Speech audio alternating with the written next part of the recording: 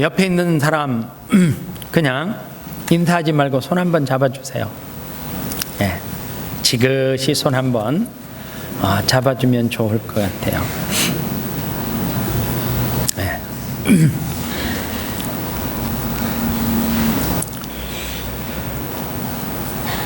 하나님께 손을 내밀라, 이 제목으로 말씀을 전하겠습니다. 우리가 운동을 하는 수영과 기도의 공통점이 있대요. 수영을 잘하려고 하면 힘을 빼야 된대요. 기도를 잘 하려고 하면 힘을 빼야 돼요. 내가 무엇을 할 수 있어? 나는 물질도 있고 건강도 있고 라고 하는 힘을 빼야지 기도를 잘할 수 있어요. 수영을 하는 사람들의 로망이 있대요. 새벽에 하고 싶은 로망이 있대요. 그런데 새벽반을 등록하고 잘 일어나지 못해서 가지 못해요. 기도하는 사람의 로망이 있대요. 새벽 예배에 나와서 기도하고 싶은 로망이 있는데 그놈의 잠 때문에 잘 못해요.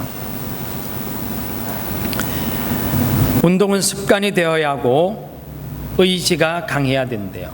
기도도 마찬가지인 것 같아요. 우리가 쓰는 일기와 기도의 공통점이 있습니다. 바쁠 때는 일기를 쓸 시간이 없대요. 바쁘고 힘들 때 기도할 시간이 없대요. 일이 없는 날은 쓸 내용이 없대요. 평안할 때는 기도할 내용이 없대요. 공감하십니까? 오늘 성경은 이스라엘 한 민족의 역사에 대한 이야기예요. 그런데 한 인생이 하나님의 거룩한 말씀으로 살다가 끝이 흐려질 때에 어떠한 인생의 결말을 맺는지를 우리가 이스라엘의 한 왕을 통해서 교훈을 얻고 깨닫고 그리고 그렇게 살지 않기를 주님의 이름으로 축원합니다. 이스라엘은 우리나라처럼 남과 북이 나뉘어져 있습니다. 남유다는 2개 지파가 만들어진 나라, 그리고 북이스라엘은 나머지 10개의 지파가 합쳐서 나라가 세워졌어요. 남유다의 3번째 왕이 오늘 성경 1절에 등장하는 아사 왕이에요. 그리고 북이스라엘은 바하사라고 하는 사람이 왕으로 있어요. 그런데 북이스라엘은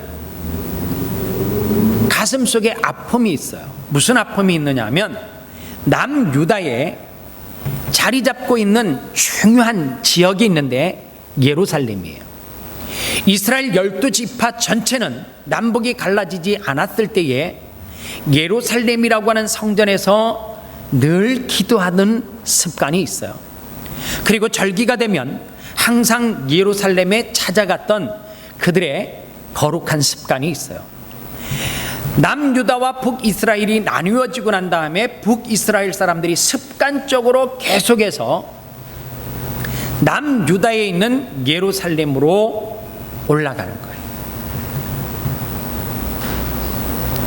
이 북이스라엘의 바하사 왕이 그게 마음속에 짐이었어요. 그래서 그가 생각을 해 놓았던 것이 뭐냐면 유다를 치러 올라가서 그리고 라마를 건축하여 사람을 유다왕 아사에게 왕래하지 못하게 하는 중요한 요새화를 만들려고 했는데 이 라마는 베델과 굉장히 가까운 지역에 있고 예루살렘과는 불과 8km예요. 예루살렘으로 누가 올라가는지 쉽게 알 수 있는 그 장소에 라마라고 하는 큰 요새를 구축하려고 해요. 이 이야기를 들었던 남유다의 아사 왕이 깜짝 놀란 거예요. 그리고 그가 전에 하지 않았던 방법으로 무엇을 하느냐 하면 아람 왕 베나닷에게 뇌물을 주고, 즉 은과 금을 그에게 보내고 지금 우리나라가 위험에 처해 있으니 우리를 도와달라고 이야기를 해요.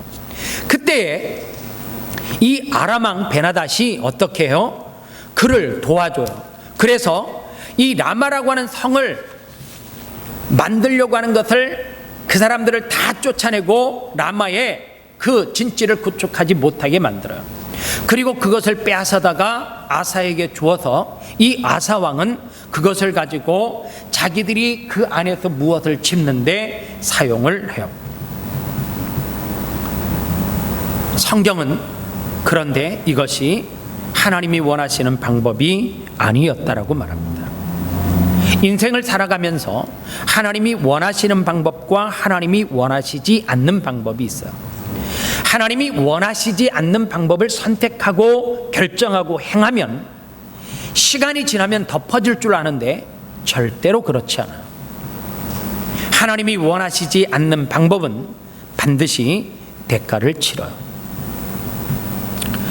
한홍이라고 하는 목사님이 쓴 책 가운데 리더여 사자의 심장을 가져라 라는 책이 있습니다. 그 책에 2차 세계대전에 대한 내용을 잠깐 다루고 있어요.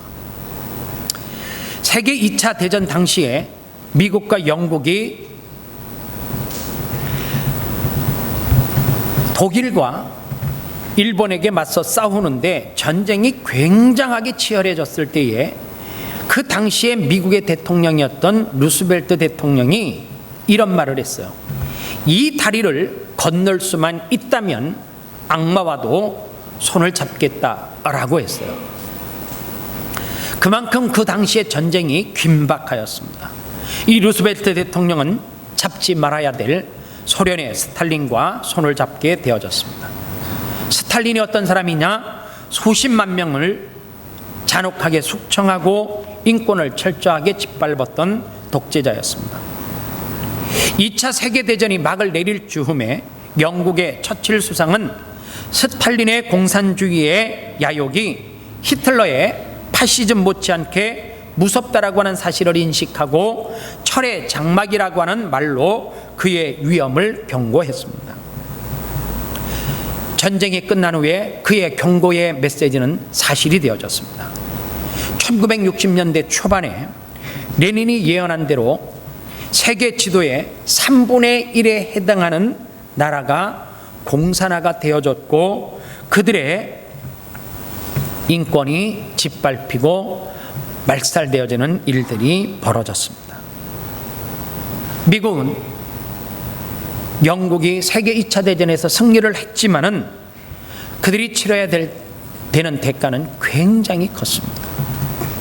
잡지 말아야 될 손, 착각의 결과가 어떤 결과를 초래했는지 이 역사는 그것을 증명하고 있습니다. 오늘 성경에 아사라고 하는 왕이 똑같은 착각에 사로잡혀서 살기 시작해요. 유다의 세 번째 왕 아사, 얼마나 이 사람이 믿음의 사람이었고 대단한 왕이었는가. 성경 역대하 14장과 15장과 16장은 아사 왕에 대한 기록이에요. 그리고 14장과 15장에 대한 내용이 뭐냐면 아사가 얼마나 믿음의 사람이었고 믿음의 선택을 하고 믿음의 결정을 하는지를 신랄하게 기록하고 있습니다. 단적인 예로 그는 구스 사람과 눕 사람이 군대가 크지 아니하며 말과 병거가 심히 많지 아니하였더니까 그러나 왕이 여호와를 의지하였으므로 여호와께 왕의 손이 넘기셨느니라. 그리고 역대하 15장 13절에 이스라엘의 하나님 여호와를 찾지 아니하는 자는 대소남녀를 막론하고 죽이는 것이 마땅하다. 즉 아사는 그가 35년 동안 왕으로 다스리고 있을 때에 그 민족이 태평성대를 이루었어요. 왜냐하면 얼마나 그가 철저하게 말씀에 의지해서 나라를 다스렸는가 하면 그의 어머니 마하가가 아세라의 가증한 목상을 만들자 그 우상을 찍어 가루로 만든 다음 기드론 시냇가에서 불살라 태워버렸던 역사가 있어요. 그리고 그의 어머니를 태우의 자리에서 패해버렸습니다. 그의 어머니라 할지라도 말씀에서 벗어난 행동을 하면 그는 가차없이 그를 패하는 일, 그리고 그를 철저하게 응징하는 일을 서슴지 않았습니다. 하나님이 굉장히 그를 기뻐했어요. 하나님의 마음에 아사는 굉장히 마음에 드는 사람이었어요. 그 한 사람의 영적으로 깨어 있음이, 믿음으로 든든하게 서 있음이 한 나라를 35년 동안 아무런 병고 없이 강력한 나라로, 그리고 흔들리지 않는 백성들이 태평성대를 누리는 나라를 이끌어갔어요. 우리 대한민국은 5년에 한 번씩 대통령이 바뀌잖아요. 그런데 뭐 한 2년만 하면 그냥 잘못 세웠대. 모든 문제는 그 사람 탓이래. 여러분들, 한 나라의 왕으로 35년 동안 아무런 변고 없이 그 나라가 윤택한 삶을 살고 백성이 행복해 했다라고 하는 것은 결코 쉬운 게 아니에요. 누가 하셨어요? 하나님이 하시니까 가능하죠. 그런데 그 이전에 어떤 일이 벌어졌느냐? 14장과 15장에 보면 에티오피아 군대가 100만 대군을 이끌고 이스라엘을 공격해서 와요. 그런데 그때에도 어떻게 했어요? 남유다의 아사 왕은 어떻게 했느냐면 여호와 하나님 앞에 기도함으로 말미암아 그 100만 대군을 물리쳐요. 자, 100만 대군에 비하면 북이스라엘의 바사가 이끌고 온 왕은 사실 그 군대가 그렇게 강력하지도 않았어요. 그런데 갑자기 아사에게 하나님을 의지하던 그것이 순간 사라지고 사람의 손을 잡는데 이웃나라 아람의 베나닷의 손을 잡았어요. 우리는 가끔 어떤 역사적인 인물을 평가하고 현존하는 사람을 평가할 때 그렇게 평가해요. 35년 그 정도 했으면, 그 정도는 이해해 줘야지. 그분이 그렇게 크게 교회를 세웠는데 난 그 정도가 이해가 돼. 난 그 정도는 할 수 있다라고 생각해. 그거는 지 생각이에요. 그건 자기 생각이지 하나님의 생각은 전혀 달라요. 하나님은 우리가 신앙생활하면서 50년, 60년, 70년을 잘해도 남아있는 그 짧은 기간 동안 하나님이 원하시지 않는 방법을 행동하고 행하면 하나님께서는 그런 철저하게 버려요.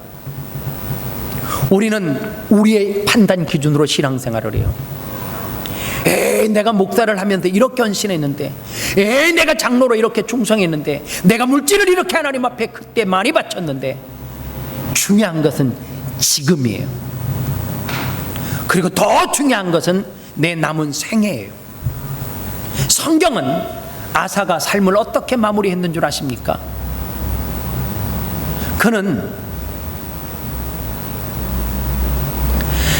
하나님의 말씀대로 살아갔던 그의 삶이 35년 동안 윤택하고 기름진 축복을 받았다라고 하면, 그가 이 북이스라엘의 바사가 쳐들어온 것도 아니고 그들을 다 집어삼킨 것도 아니고 라마라고 하는 그 요새에 무엇인가를 세우려고 했던 그것이 두려워서 그가 하나님이 원하지 않는 사람의 방법을 선택하고 사람을 의지했을 때 그의 발에는 무엇이 걸렸다라고 성경은 말하느냐면 질병이 걸렸다라고 말해요. 그런데 참 놀라워요. 하나님은 그때도 포기하시지 아니하고 아사를 사랑하사 선견자 하나니를 보내요. 선견자 하나니를 보내서 무엇을 지적받느냐 하면, 그 전에 당신이 하나님을 의지했던 것을 한번 옛 생각을 떠올려 보라고 이야기해요. 그때는 그렇게 살지 않았냐고.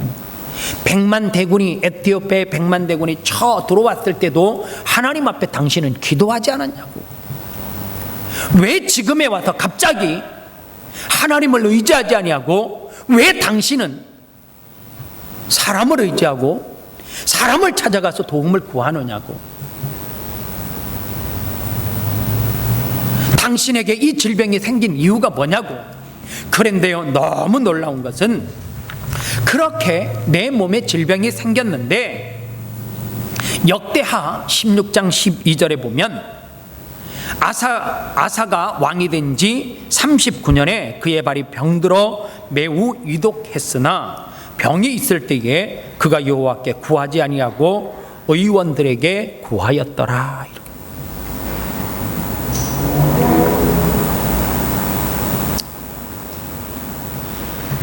의원을 찾아가지 말라는 말은 아니에요. 갑자기 일하다가 손가락에 큰 상처를 입었어. 그러면 기도해야 돼요? 의원을 찾아가야 돼? 믿음 있는 척 하지 말고요. 갑자기 믿음 하나도 없다가 막 그때 주여 믿습니다, 기도만 하면 된다고. 누구 찾아가야 돼요? 내 몸에 믿음 생활 잘 하다가 갑자기 암이, 검사해보니까 암이 생겼어. 그러면 누구를 찾아가야 돼? 병원만 가면 또 믿음이 너무 없는 거죠. 내가 누구를 찾아가야 되냐고 힌트도 줘. 다시 누구를 찾아가야 돼? 의사도 찾아가야 되고 하나님 앞에 기도도 해야 되잖아. 오늘 예배 마치고 식당에 가다가 더우니까 밥을 빨리 먹고 가려고 그러다 계단 새로 만들어놨잖아. 그거 삐끗했는데 자기가 실수했는데, 아유 종건 집사는 왜 그거를 만들어가지고, 원망하고 다리가 겹질려져갖고 금이 갔다. 그러면 병원 가야 돼? 기도 받아야 돼? 목사님이 기도하면 애기 나와가지고 순간 쫙 붙어가지고 목사님의 기도는 초강력 본드와 같아. 이래서 기도 받아야 돼. 너무 쉬운 예잖아요. 그럴 때는 얼른 정형외과 가서 엑스레이 찍어보고 기부들을 하든지 해야지. 그리고 나 다쳤어요 강구해야지. 그래야지 성도들이 신방 올 거 아니에요. 뭐들 사들고 잘 먹어야지. 나 뼈 붙는 거는. 그런데 교회에서 부러졌으니까 목사님이 기도로 해결하려면 내게 그런 능력이 없는데 어떻게 붙이냔 말이에요. 자, 오늘 성경의 아사는 그 발의 질병이 왜 생긴 거예요? 하나님의 방법이 아닌 사람의 방법으로 쓰니까 하나님께서 그를 징계했단 말이에요. 그의 생명을 위독하게 했어요. 의원을 찾아갈 일이에요? 하나님을 찾아야 되는 일이에요? 하나님 찾아야지. 하나님 앞에 엎드려 회개해야 되죠. 참 설교 중에 하기 쉬운 말은 아니에요. 그러나 해야 될 것 같은 자꾸만 느낌이 있어요. 오늘 이 지구촌에 일어나는 이 현상들을 장로님이 기도도 하셨지만 어떤 시각으로 봐야 돼요? 적어도 예수 그리스도를 믿는다라고 하면 영적인 시각으로 봐야 되지 않습니까? 저 호주 와서 살아보니까, 한 10년 살아보니까 호주가 좋은 땅 맞더라고요. 공기도 좋고 하늘도 아름답고, 그 구름은 마치 어렸을 때 솜사탕에 아픔이 있는데, 난 그런 생각, 하나님이 내게 솜사탕을 매일 보라고 그냥 정말 그런 솜사탕 없어. 너무 감사해.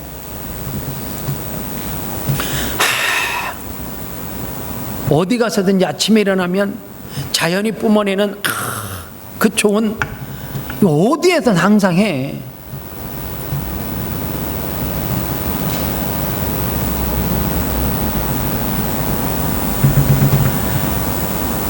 해마다 호주는 산불이 일어났어요. 한 해도 안 빠지고. 그런데 왜 그때는 산불이 일어났는 줄도 모르고 잘 꺼졌는데 지금은 꺼지지 않을까? 우리는 영적인 눈으로 볼 수 있어야 돼요. 전 세계가 신종 코로나 바이러스, 저 중국에서 시작이 됐지만 왜 하나님은 그 중국 전체도 아니고 우한이라고 하는 지역으로 한정되어지는 그곳에 시작된 바이러스가 왜 전 세계를 두려움과 공포 가운데 몰아가요? 일부 예배 때 그러더라고요. 목사님, 한국 다녀온 지 얼마나 되셨냐고. 목사님 격리돼야 되는 것 아니냐고. 근데 중국 안 갔어요 그랬어요.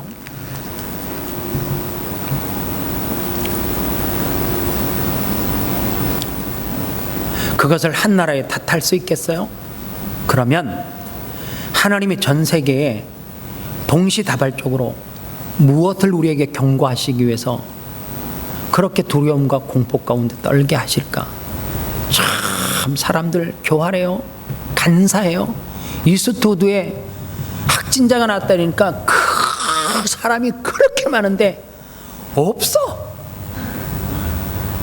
야, 어떤 학생이 사진을 찍었어. 그런데 좌우측에 철길을 중심으로 저꼭 중국 사람이 많은 거리, 한국 사람이 많은 거리, 이스트우드래요. 그런데 나 다른 동네인 줄 알았어요. 그 시간에 사람이 그렇게 없을 수 없거든요.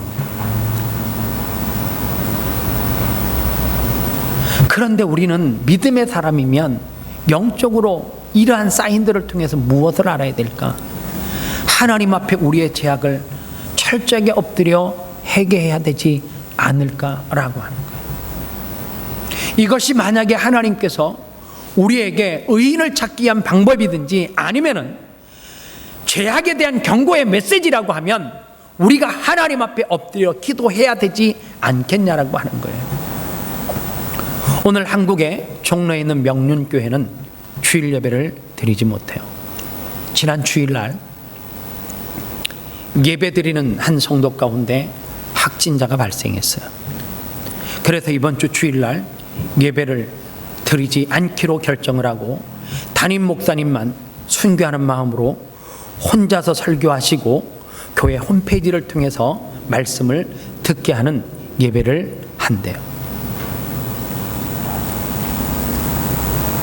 우리는 이러한 시대가 올 거라고 하는, 이러한 일들이 교회 안에서 있을 거라고 하는 것을 상상해 보셨어요? 아니에요. 하나님이 하시는 그 일은 우리가 하나님의 말씀에서 벗어나면 이스라엘 백성들이, 그리고 남유다의 그 35년 동안 백성으로서 태평성대를 누렸던 아사라고 하는 왕이 사람이 보기에는 굉장히 옳은 결정이고 정치적으로 외교적으로 굉장히 훌륭한 결정을 한 거예요. 왜냐? 북이스라엘이 침범을 해오고 라마라고 하는 그 요새에 무엇인가를 세우고 남유다를 감시하면 남유다 백성들이 굉장히 공경에 빠질 수 있는데, 왕이 너무너무 순간 재치와 지혜를 발휘해서 정치적인 외교를 발휘해서 무엇을 했어요? 아람 왕 베나닷에게 우리 좀 도와줘라. 물질 줬어요. 금과 은을 줬어요. 그런데 결과적으로는 그 모든 것을, 라마를 세우려고 했던 그곳의 모든 자질을 다 빼앗아다가 자기들이 필요한 곳에 세웠고, 결과론적으로 보면 굉장히 좋은 결정이었죠.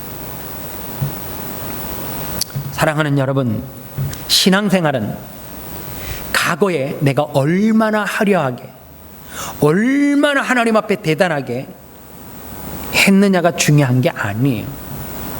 여러분들 정말 신앙생활 하면서 착각하지 말아야 될 게 있어요. 그게 뭔 줄 아세요? 나 이런 사람이었다는 거예요. 나 이렇게 헌신하고 나 이렇게 충성했다라고 하는 그 자부심, 긍지, 너무 그곳에 빠져서 사시면 안 돼요. 하나님은 지금 물으세요. 지금 무엇을요? 너 뭐 했냐는 거예요. 지금 무엇을 하고 있느냐. 너 과거의 은혜를 경험했느냐? 아사도 35년이나 자기 어머니를 폐위시킬 만큼 우상을 만드는 것을 철저하게 배격하고 싫어했고 하나님의 말씀대로 살지 않는 것을 철저하게 금했던 왕이었어요. 그런데 35년을 그렇게 멋지게 살았던 왕이었는데, 백성에게 추앙을 받았는데, 하나님을 의지하지 아니하고 하나님을 떠나고 사람을 의지하는 순간 그는 지난날의 과거가 아무런 소용이 없어.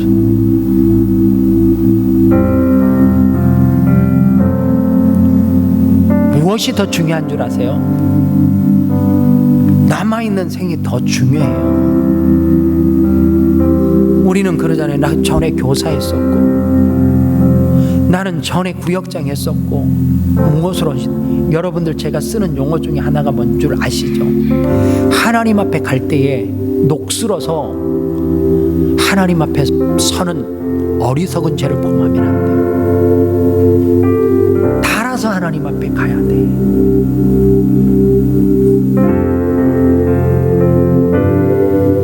내 발이 달아서, 내 성대가 달아서, 내 손이 하나님 앞에 드리다가 다 달아서 하나님 앞에 가야지 아름다운 인생이지.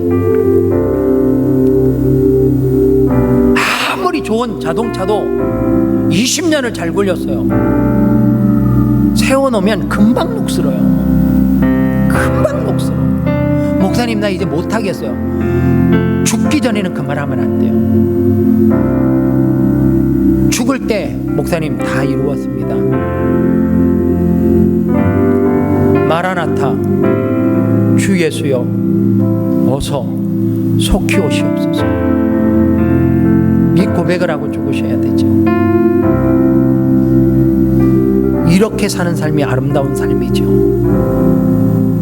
하나님이 내가 전에 어떻게 살았는지 아실 거라고. 아니 하나님은 그거 안 알아요. 지금 내가 하나님 앞에 엉망으로 신앙생활하고 살아가면서 내가 남은 생애 가운데 나 이제 못하겠어. 아사의 삶을 봐요. 35년 동안 그렇게 말씀으로 살다가 한순간 삐딱하니까 그의 삶은 무엇을 가지고 평가해요? 그는 다리의 질병을 통하여서 의원을 찾아가서 고치려고 사람의 방법, 수단과 방법을 가리지 다 썼는데 어떻게 했다고요? 왕으로 살면 뭐해요?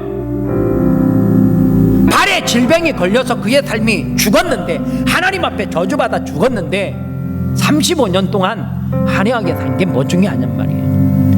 오늘 한국교회 성도들 너무 마무리해서 실패를 너무 많이 해요.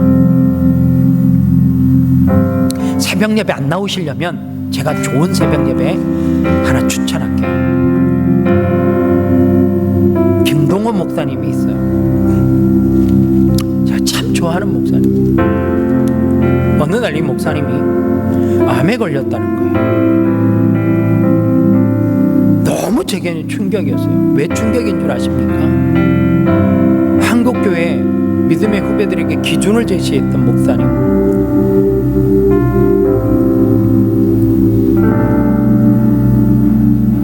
교회를 동서남북에 흩으시면서 후배 목사님들에게 교회를 물려주고, 그리고 남아있는 생애 가운데 자기가 하나님 앞에 어떻게 쓰임받을까를 고민하다가 끊임없이 말씀을 전하는 사역을 놓지 않았는데 어느 날 암에 걸려서 수술을 하게 되어지고 항암 치료를 받게 되어지고, 유튜브를 통해서 보는데 상상 없을 만큼 살이 쭉쭉쭉쭉 빠져요. 저러다 돌아가시면 어떡하지? 저는 그런 마음이 들었어요. 그분 돌아가시면 성도들에게 양해를 구하고 그 장례식에 참여하고 싶다라고는 생각까지 들 정도로 참 제 마음속에. 왜서 그러냐면 저는 그 목사님과 한국에서 젊은이 사역을 할 때 한 방에서 잠을 잤던 적이 있어요. 저에게 무슨 이야기를 했냐면, 너무 그분의 삶을 배우고 싶어서 제가 밤 12시 1시까지 자꾸만 질문을 하니까 처음에는 목사님 잠 좀 자, 잠 좀. 목사님은 팔팔할 줄 모르지만 난 너무 늙었어. 기력이 없어. 오늘 잠 안 자면 내일 말씀 못 전해. 그래도 내가 이 밤이 지나면 아쉬운지라 말을 걸으니까 벌떡 일어나요. 뭐라고 이야기했는 줄 아십니까? 저렇게 펄펄 끓는 열정이 있는 젊은 목사들에게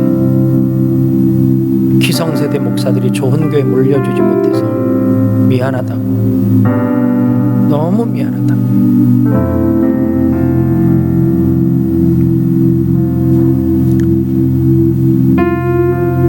암에 걸리고 그가 2달에 한 번씩 하는 사역이 뭐냐면 암 한우들을 지역에 모아서 그들을 위로하는 집회를 열어요. 어느 날 갑자기 매일 만날 수 있어요. 날마다 기막힌 새벽이라고 치면 유튜브에 김동호 목사님이 평상복을 입고 그의 삶에는 날마다 기막힌 새벽이에요. 그분만 그럴까? 우리도 그렇지 않아요? 우리도 우리의 삶 가운데 날마다 기막힌 새벽 아침 아닙니까? 젊으면 매일 일어나야 돼요?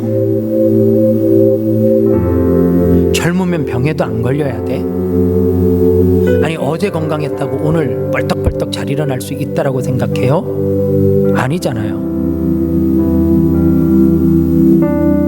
그분에게 날마다 기막힌 새벽이면 우리에게도 날마다 기막힌 새벽 아닙니까? 제가 이번 주에는 새벽 예배 나와서 꼭 그분의 말씀을 다 듣고 또 기도하고 같이 찬송하고 그렇게 새벽을 했어요.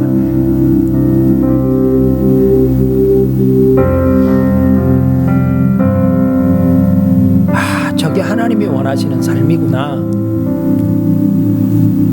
많은 사람들은 40년 50년을 멋지게 목회하고 마지막에 아사같이 무너지는 사람이 얼마나 많은데,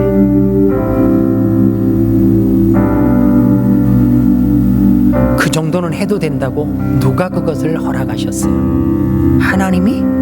No. 성도들이 이해해주면 다 괜찮은 거예요? No. 하나님은 아니겠잖아요. 나와 가까운 사람이 이해해주면 그게 영적으로 아무런 문제가 없는 거예요? 아니요. 하나님은 여전히 괜찮지 않아요. 하나님은 철저하게 그 문제를 짚고 또 짚고 물으실 거예요. 그러나 선견자 하나니를 보냈던 것처럼 우리에게도 누군가를 보내서 내게 사인하고 있어요. 오늘 이 설교가 여러분들의 남아있는 생 가운데 듣고 아사의 길을 선택하지 않을 수 있는 하나님의 메시지라고 저는 생각해요. 주님 앞에 섰을 때 그 대단하지 않아도 착하고 충성된 종아, 이 한마디 저도 여러분들도 하나님 앞에 듣고 설 수 있는 귀한 믿음의 자녀들 되시기를 바랍니다. 이 시간 같이 한번 기도하겠습니다.